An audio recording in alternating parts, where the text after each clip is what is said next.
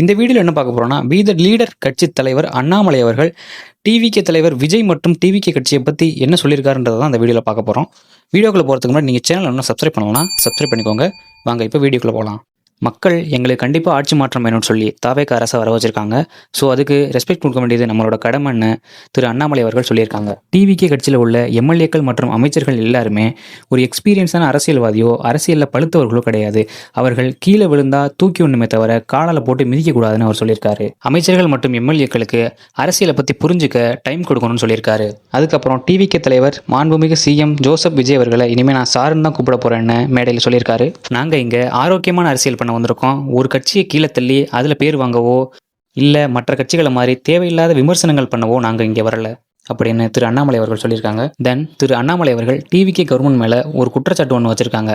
வழிபாட்டு தலங்கள், கல்லூரிகள், பள்ளிகளுக்கு அருகில் உள்ள 717 டாஸ்மாக் கடைகளை மூடியிருக்காங்க. பட் ஸ்டில் இன்னும் பல டாஸ்மாக் கடைகள் கோவிலுக்கும் பள்ளிகளுக்கும் அருகில் தான் இருக்குன்னு சொல்லியிருக்காரு.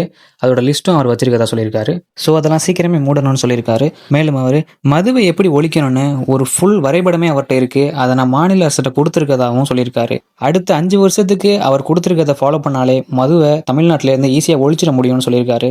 அடுத்த 1 வருஷத்துக்கு இந்த டிவிகே அரசாங்கத்துக்கு இன்ஸ்ட்ரக்ஷன் மட்டும்தான் கொடுப்போம்.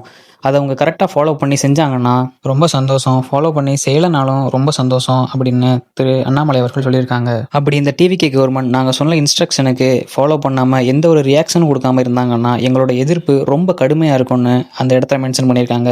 மேலும் அவர் எல்லா கட்சிகளும் பிஜேபியோட பி டீம்னு சொல்லிட்டு இருக்காங்க. இது பிஜேபியோட பி டீம் கிடையாது, இது தனி டீம்னு திரு அண்ணாமலை அவர்கள் சொல்லியிருக்காங்க.